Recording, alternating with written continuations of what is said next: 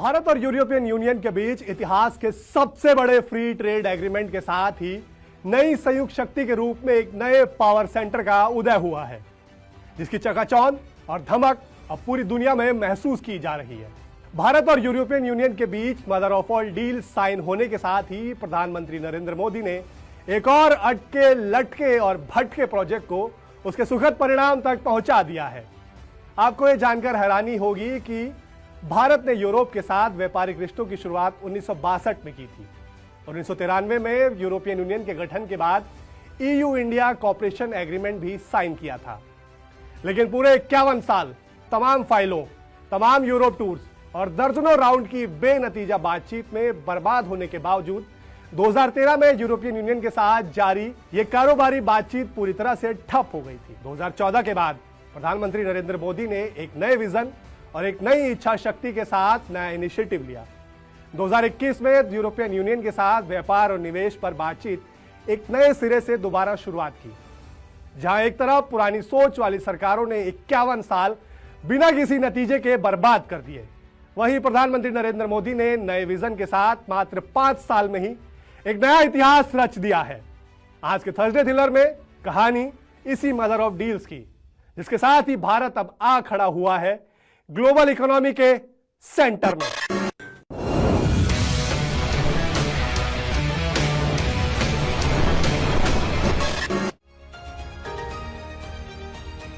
Europe एक बार फिर भारत आया है और इसी के साथ हो रही है शुरुआत एक नए युग की।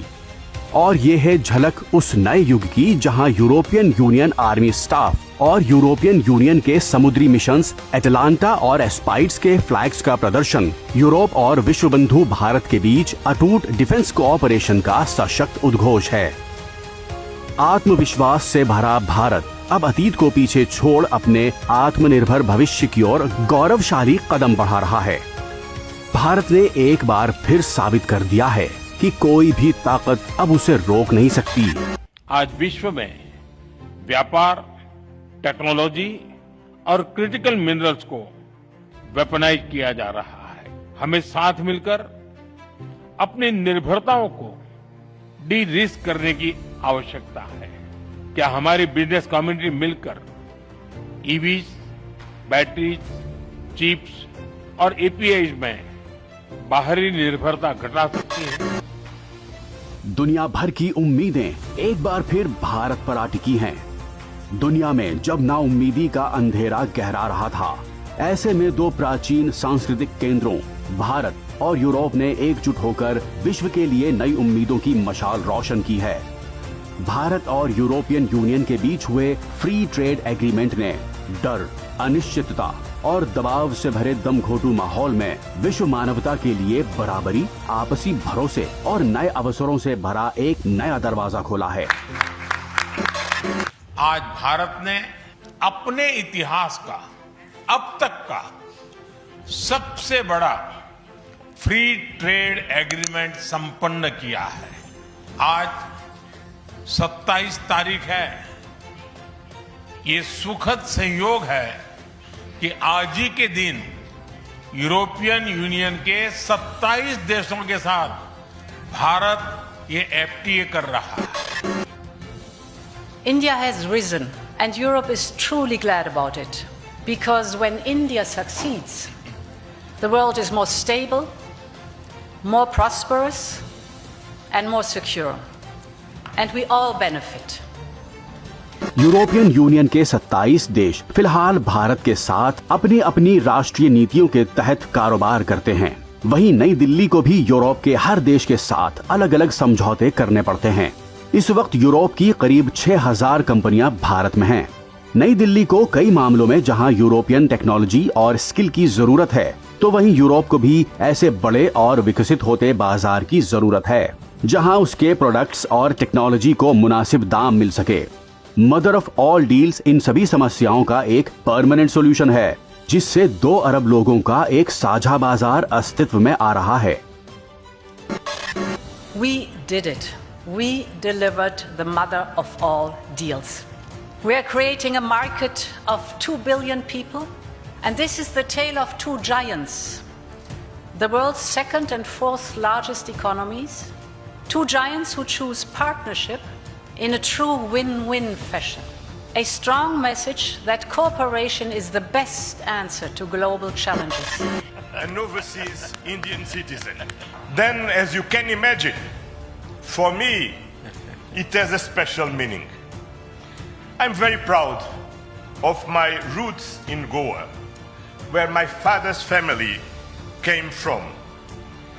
And the connection between Europe and India is something personal to me. अब यूरोपियन यूनियन के साथ जिस एग्रीमेंट पर सहमति बनी, दुनिया इसकी मदर ऑफ ऑल डील्स के रूप में प्रशंसा कर रही है। इसको दुनिया के लिए एक गेम चेंजर डील बताया जा रहा है। ये एफटीए आपके लिए फ्रीडम टू एस्पायर है। भारत 1962 में यूरोपियन इकोनॉमिक कम्युनिटी के साथ डिप्लोमेटिक रिश्ते स्थापित करने वाले शुरुआती देशों में था। 1993 में यूरोपियन यूनियन का गठन होने के बाद 1994 में ईयू इंडिया कोऑपरेशन एग्रीमेंट भी साइन किया गया। 2004 में इसे अपग्रेड कर रणनीतिक साझेदारी का नाम दिया गया। इसके बाद 2007 में दोनों पक्षों ने कारोबार और निवेश में द्विपक्षीय समझौते के लिए वार्ताएं शुरू की। 15 राउंड की बातचीत के बाद भी कोई ठोस नतीजा नहीं निकला और 2013 में ये बातचीत पूरी तरह ठप पड़ गई। 2014 के बाद प्रधानमंत्री नरेंद्र मोदी ने एक नए विजन और एक नई इच्छा शक्ति के साथ फिर से इनिशिएट किया और मई 2021 में भारत और यूरोपियन यूनियन ने संतुलित, महत्वाकांक्षी, समग्र और दोनों के लिए लाभकारी कारोबारी समझौते को लक्ष्य बनाकर बातचीत एक बार फिर शुरू की।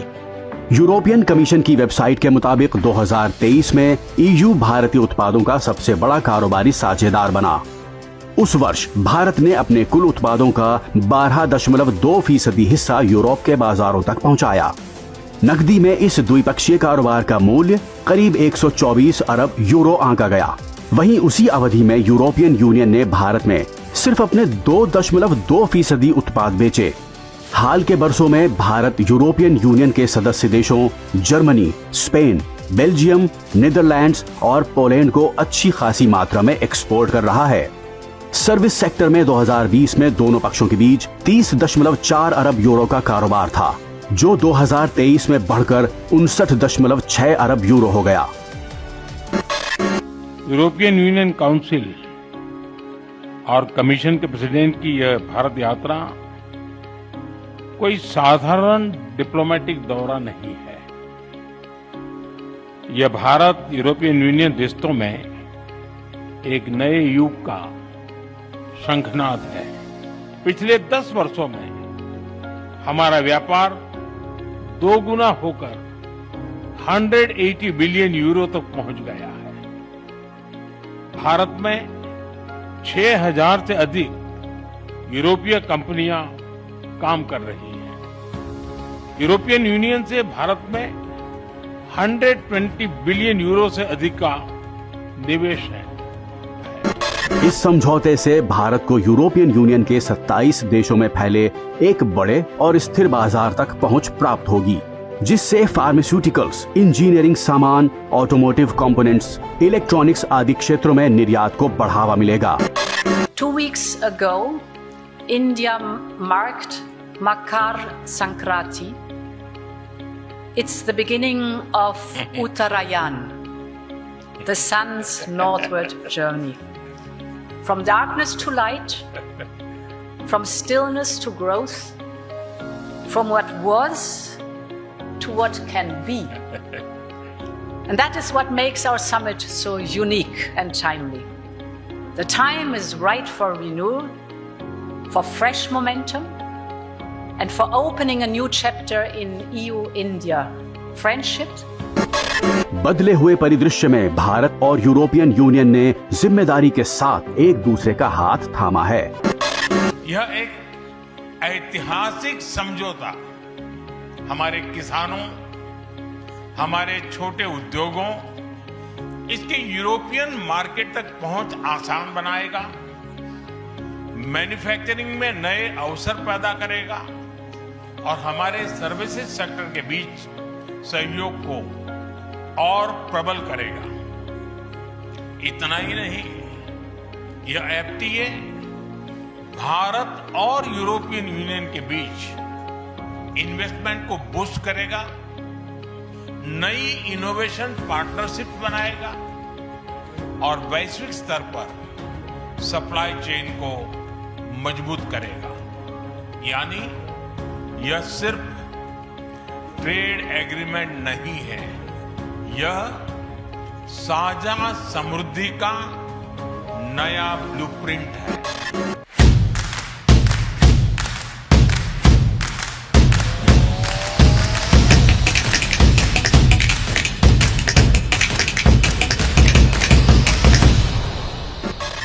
भारत और यूरोपियन यूनियन के बीच हुआ इतिहास का सबसे बड़ा फ्री ट्रेड एग्रीमेंट अपने आप में तमसोमा ज्योतिर्गमय का शाश्वत उद्घोष भी है। ये भारत की संप्रभुता और शक्ति का जय घोष भी है कि भारत किसी का फॉलोअर नहीं बल्कि 140 करोड़ की शक्ति के साथ एक सर्वशक्तिमान वर्ल्ड लीडर है। ये एक स्टेटमेंट भी है कि वसुधैव कुटुंबकम हमारी कमजोरी नहीं है बल्कि यही है हमारी सबसे बड़ी ताकत। ये नया भारत है, ये हर गलतफहमी का जवाब एक और नई जबरदस्त उपलब्धि के साथ देता है। ये नया भारत है जो साथ चलना भी जानता है और अपने लिए नई राह बनाना भी जानता है।